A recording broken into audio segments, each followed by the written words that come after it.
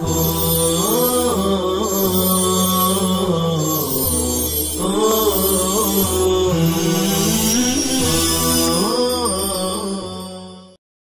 اللہ الرحمن الرحیم الحمد للہ حمدا کثیرا طیبا مبارکا فیہ یا رب لک الحمد کما ینبغی لجلال وجہک ولعظیم سلطانک سبحان اللہ وبحمدہ عدد خلقہ ورضا نفسہ وزنۃ عرشہ ومداد کلماتہ وصلی اللہ وسلم علی نبینا محمد وعلی آلہ واصحابہ وبارک وسلم تسلیما کثیرا کثیرا۔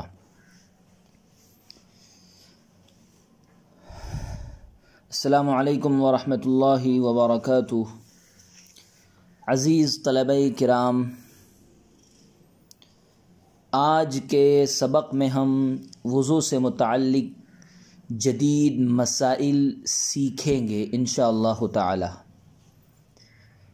وضو سے متعلق بہت سارے مسائل جدیدہ ہے جن کا جاننا از حد ضروری ہے، اور ہم بہت سے مسائل ایسے ہیں جن سے ناواقف بھی ہے، لہذا ایسے مسائل جدیدہ کا جان لینا دور حاضر میں ضروری ہے تاکہ ہم خود بھی ان مسائل سے واقف ہو جائے اور دوسروں کو بھی واقف ہم کرا سکے۔ ان مسائل جدیدہ سے آگاہی حاصل ہونے کے بعد ہم دوسرے لوگوں تک ان مسائل کو پہنچا سکے اور انہیں بتا سکے۔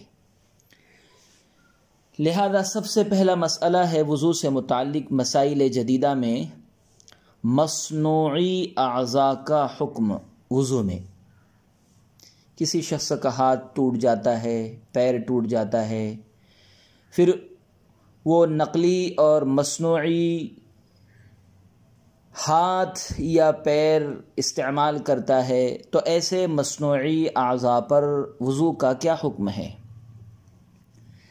سرجری کے ذریعے جوڑے جانے والے اعضاء ہاتھ پاؤں دو طرح کے ہوتے ہیں، ایک وہ جو بدن سے جدا نہیں کیے جا سکتے، اور دوسرے وہ جو بغیر مشقت کے بدن سے جدا کیے جا سکتے ہیں۔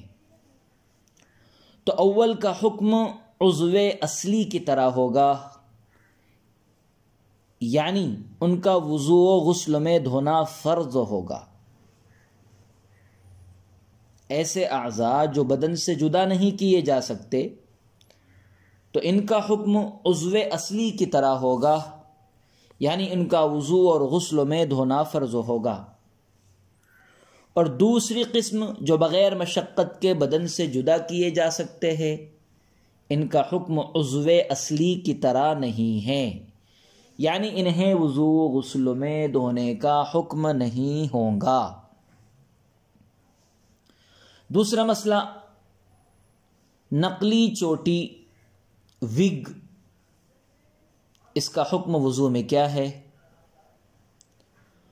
وہ وگ جو آپریشن کے ذریعے سر پر اس طرح فٹ کر دیا جائے کہ وہ سر سے جدا نہ ہو سکے، اس کی حیثیت جسم کے مستقل عضو کی ہے، وضو کرتے وقت اس پر مسح کر لینا کافی ہے۔ اور وگ کی دوسری قسم جسے بآسانی لگایا اور اتارا جا سکتا ہو، ایسا وگ ٹوپی کے حکم میں ہے، وضو میں اس کو اتار کر سر کا مسح کرنا ضروری ہے۔ وگ پر اگر کسی نے مسح کیا تو وہ مسح درست نہیں ہوگا۔ عزیز طلبہ کرام، یہاں یہ اصول ذہن نشی کر لینا چاہیے کہ جو شے کسی اصل شے کے ساتھ متصل باتصال قرار کا درجہ اختیار کر لے، جو شے کسی اصل شے کے ساتھ متصل باتصال قرار کا درجہ اختیار کر لے تو حکم میں وہ شے متصل اصل شے میں داخل ہوتی ہے، تو حکم میں وہ شے متصل اصل شے میں داخل ہوتی ہے، یعنی اس متصل شے کا بھی وہی حکم ہوتا ہے جو اصل شے کا ہوتا ہے۔ اس کی نظیر یہ ہے کہ ایک شخص نے زمین فروخت کی تو اس زمین میں لگے ہوئے درخت بھی بیع میں داخل ہو جائیں گے، اگرچہ بیع میں ان کے فروخت کرنے کی صراحت نہ کی گئی ہو، کیونکہ درختوں کو زمین کے ساتھ اتصال قرار حاصل ہے۔ اور اگر یہ متصل شے کو اصل شے کے ساتھ اتصال قرار کا درجہ حاصل نہ ہو، اگر متصل شے کو اصل شے کے ساتھ اتصال قرار کا درجہ حاصل نہ ہو تو یہ متصل شے حکم میں اصل شے میں داخل نہیں ہوگی، یعنی اس متصل شے کا وہ حکم نہیں ہوگا جو اس اصل شے کا ہوتا ہے۔ اس کی نظیر یہ ہے کہ ایک شخص نے اپنی کھیتی کی زمین فروخت کی، ایک شخص نے اپنی کھیتی کی زمین فروخت کی تو بیع میں کاشت یعنی کھیتی داخل نہیں ہوگی، کیونکہ کھیتی کو زمین کے ساتھ اتصال تو ہے لیکن اتصال قرار کا درجہ حاصل نہیں ہے۔ زمین فروخت کی تو اس زمین میں لگے ہوئے درخت بھی بیع میں داخل ہو جائیں گے، کیونکہ درختوں کو زمین کے ساتھ اتصال قرار حاصل ہے۔ لیکن کسی شخص نے اپنی کھیتی کی زمین فروخت کی تو بیع میں کاشت یعنی کھیتی داخل نہیں ہوگی، کیونکہ کھیتی کو زمین کے ساتھ اتصال تو حاصل ہے لیکن اتصال قرار کا درجہ حاصل نہیں ہے۔ پہلی مثال میں درختوں کو اتصال قرار کا درجہ حاصل ہے، اس لیے وہ زمین کے ساتھ بیع میں شامل اور داخل ہو گئے، لیکن زمین کے ساتھ جو کاشت اور کھیتی ہے یہ بیع میں داخل اور شامل نہیں ہوگی، کیونکہ کھیتی کو زمین کے ساتھ اتصال تو حاصل ہے لیکن یہ اتصال قرار کا درجہ نہیں رکھتا ہے۔ چنانچہ معلوم ہوا کہ اگر سرجری کے ذریعے جوڑے جانے والے اعضاء اور نقلی چوٹی وگ بدن انسانی کے ساتھ متصل باتصال قرار کا درجہ رکھتے ہوں گے تو ان کا حکم عضو اصلی کی طرح ہوگا۔ بدن انسانی کے ساتھ متصل باتصال قرار کا درجہ رکھتے ہوگے یہ اعضاء، تو ان کا حکم عضو اصلی کی طرح ہوگا اور ان کا وضو و غسل میں دھونا فرض ہوگا۔ اگر جوائنٹ کیے جانے والے اعضاء کو اتصال قرار کا درجہ حاصل نہ ہو، جوڑے جانے والے فٹ کیے جانے والے اعضاء کو اتصال قرار کا درجہ حاصل نہ ہو تو ان کا حکم عضو اصلی کی طرح نہیں ہوگا، یعنی ان کا وضو و غسل میں دھونا کافی نہیں ہوگا بلکہ ان کو نکال کر ان کے نیچے بدن اصلی کا دھونا ضروری ہوگا۔ تیسرا مسئلہ، واٹر کی انگشت پر روشنائی مانع وضو ہے یا نہیں؟ انتخابات، الیکشن کے موقع پر جب ہم ووٹنگ کے لیے جاتے ہیں تو وہاں سرکاری عملہ ووٹر کی انگشت پر روشنائی لگاتا ہے، تو یہ روشنائی مانع وضو ہے یا نہیں؟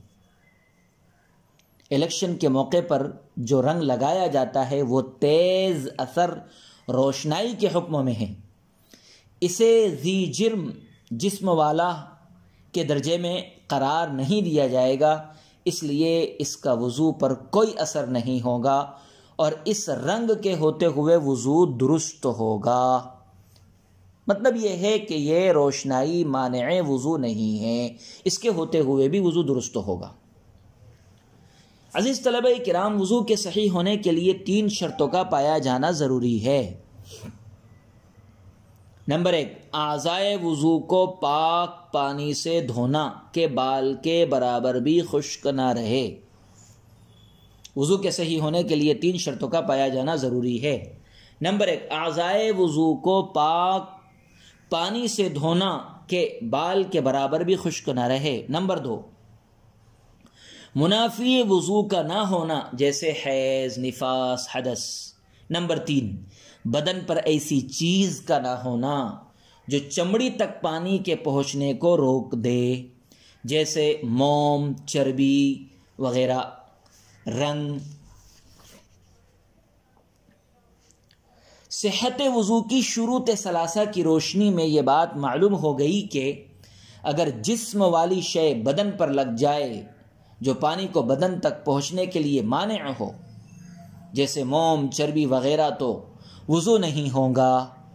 اور اگر بدن پر ایسی شے لگ جائے جس کا کوئی جسم نہ ہو بلکہ صرف اس کا رنگ یا بو ہو اور اس کو زائل کرنا دشوار ہو تو اس کی موجودگی میں وضو صحیح ہو جاتا ہے، کیونکہ اولاً اس کا کوئی جسم نہیں ہے کہ وہ جسم تک پانی کو پہنچنے سے مانع ہو، ثانیاً اس کا زائل کرنا باعث حرج ہے اور شریعت نے حرج کو دور کر دیا ہے، اور ووٹنگ کی روشنائی بھی تہدار اور جسم والی نہیں ہوتی ہے کہ وہ مانع وضو ہو، اور وہ اتنی تیز ہوتی ہے کہ اس کو دور کرنا بھی باعث حرج ہوتا ہے۔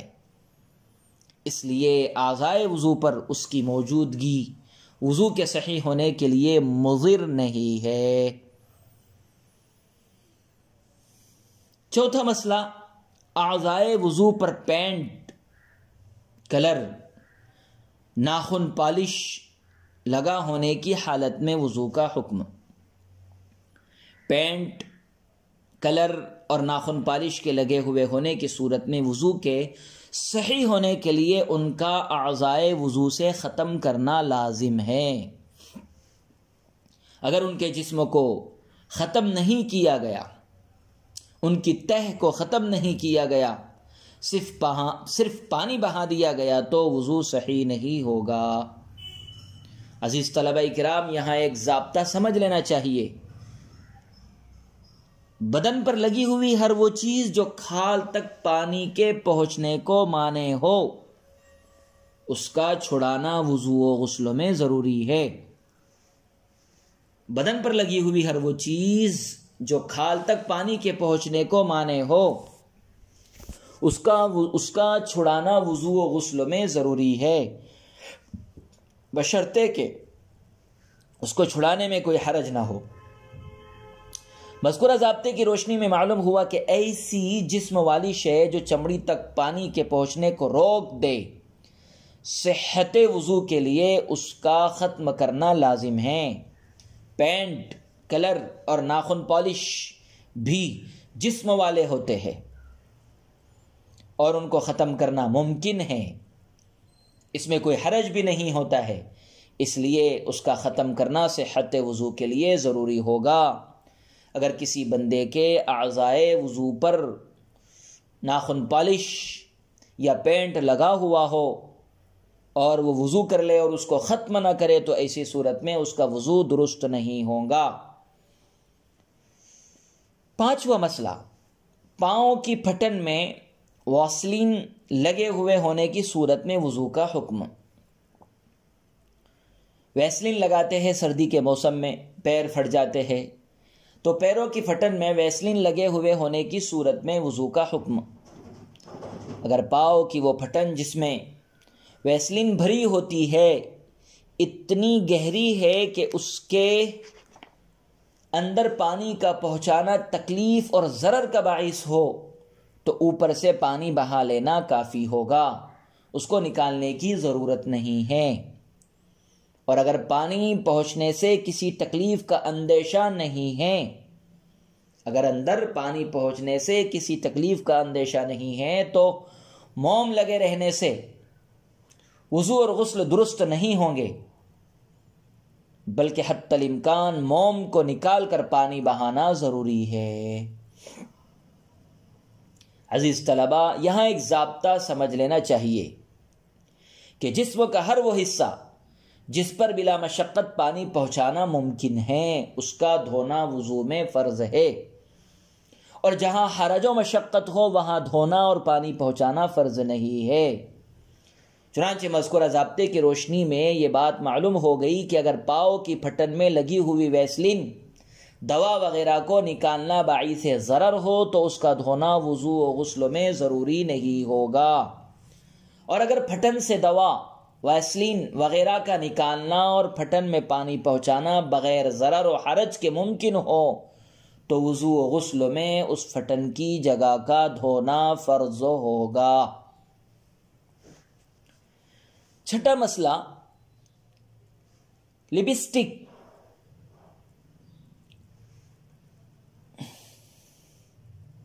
لپسٹک کا حکم وضو میں۔ خواتین اپنے ہونٹوں پر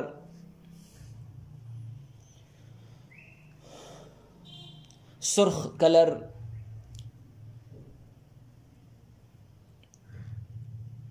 کی لپسٹک لگاتی ہے، تو اگر یہ لپسٹک تہدار ہے تو وہ کھال تک پانی کے پہنچنے سے مانع ہوگی، اور جب یہ لپسٹک کھال تک پانی کے پہنچنے سے مانع ہوں تو اس لپسٹک کو لگا کر وضو درست نہیں ہوگا۔ اور اگر تہدار نہیں ہے، محض رنگ ہے، تو وضو کے صحیح ہونے کے لیے یہ مانع نہیں ہوگی اور اس کے ہوتے ہوئے وضو درست ہوگا۔ اگر یہ تہدار نہ ہو، پانی کو پہنچنے سے روکنے والی نہ ہو، تو وضو کے صحیح ہونے کے لیے 3 شرطوں میں سے ایک شرط یہ ہے کہ اعضائے وضو پر ایسی چیز نہ ہو جو کھال تک پانی کے پہنچنے کو روک دے، لہذا یہ شرط تہدار لپسٹک میں نہیں پائی گئی، کیونکہ تہدار لپسٹک ہونٹوں کے ظاہری حصے پر جن کا دھونا فرض ہے پانی کو پہنچنے سے مانع ہیں، اس لیے اس کے لگے ہوئے ہونے کی صورت میں وضو صحیح نہیں ہوگا۔ اور اگر لپسٹک تہدار نہیں ہے، محض اس کا رنگ ہونٹوں پر لگا ہوا ہے، تو چونکہ وہ پانی کے پہنچنے کو مانع نہیں ہے، اس لیے وجود شرط کی وجہ سے وضو اس صورت میں درست ہو جائے گا۔ 7واں مسئلہ،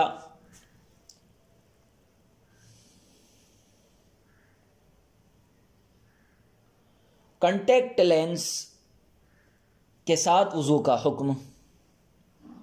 آج کل چشمے کی بجائے کانٹیکٹ لینس کا استعمال بہت عام ہو چکا ہے۔ کانٹیکٹ لینس یہ پلاسٹک کی گول شکل میں ہوتا ہے جو آنکھ کے گول کالے حصے کو ڈھانپ لیتا ہے۔ اس کے لگے ہوئے ہونے کی صورت میں وضو و غسل پر کوئی اثر نہیں ہوگا اور وضو و غسل درست ہو جائیں گے۔ یہاں یہ بات جاننا ضروری ہے کہ جو چیز موجب حرج ہو شرعاً اس کو ختم کر دیا جاتا ہے۔ جو چیز موجب حرج ہو شرعاً اس کو ختم کر دیا جاتا ہے۔ کانٹیکٹ لینس کے ساتھ وضو کے صحیح ہونے کی وجہ بھی یہی ہے کہ آنکھوں کے اندرونی حصے کا وضو و غسل میں دھونا باعث حرج ہونے کی وجہ سے وضو و غسل میں دھونا فرض ہی نہیں ہے، اور یہ لینس بھی آنکھوں کے اندر ہی لگایا جاتا ہے، اس لیے یہ لینس صحت وضو کے لیے مانع نہیں ہوگا، کیونکہ جب اصل عین کا دھونا ساقط ہو گیا تو اس میں لگائی ہوئی لینس کا دھونا بھی ساقط ہو جائے گا۔ 8واں مسئلہ، لیپی ہوئی مہندی پر مسح کا حکم۔ بہت ساری خواتین اپنے سر کے بالوں میں مہندی لگاتی ہے، بہت سارے مرد بھی لگاتے ہیں، تو سر کے بالوں پر لگی ہوئی مہندی پر مسح کا کیا حکم ہے؟ اگر مہندی اس طرح لیپی گئی کہ بالوں کا 1/4 حصہ بھی اوپر سے کھلا ہوا نہیں رہا اور مہندی اتنی تہدار ہو کہ اوپر کی تری کا اثر بالوں تک نہ پہنچ پائے، تو ایسی لیپی ہوئی تہدار مہندی کے اوپر سے مسح کرنا درست نہیں ہے۔ اگر مہندی اس طرح لیپی گئی کہ بالوں کا 1/4 حصہ بھی اوپر سے کھلا ہوا نہیں رہا اور مہندی اتنی تہدار ہے، مہندی اتنی گاڑھی ہو، اتنی تہدار ہو کہ اوپر کی تری اگر مسح کرے اور مسح کرتے وقت تری اوپر ہاتھ، گیلا ہاتھ تر ہاتھ اوپر پھیرے تو پانی کی تری کا اثر بالوں تک نہ پہنچ سکے، تو ایسی لیپی ہوئی تہدار مہندی کے اوپر سے مسح کرنا درست نہیں ہے۔ اور اگر تر ہاتھ تہدار مہندی کے اوپر سے پھیرا جائے اور ہاتھوں پر لگی ہوئی تری مہندی کے ذریعے سے بالوں کے اندر تک پہنچ جاتی ہے اور بال بھی تر ہو جاتے ہیں، تو ایسی صورت میں پھر مسح درست ہو جائے گا۔ مسح کے شرعی معنی ہے اصابت الید المبتلۃ العضو، تر ہاتھ کو عضو پر پھیرنا۔ معلوم ہوا کہ مسح کے صحیح ہونے کے لیے ہاتھ کی تری کا عضو تک پہنچنا ضروری ہے، لہذا اگر مہندی تہدار ہے اور سوکھ گئی جس کی وجہ سے ہاتھ کی تری بالوں تک نہیں پہنچ پا رہی ہے تو مسح درست نہیں ہوگا، اور اگر مہندی ہلکی لگی ہو جو ہاتھ کی تری کو بالوں تک پہنچنے میں مانع نہ ہو تو مسح درست ہو جائے گا۔ وصلی اللہ وسلم علی نبینا محمد وعلی آلہ واصحابہ وبارک وسلم تسلیما کثیرا کثیرا۔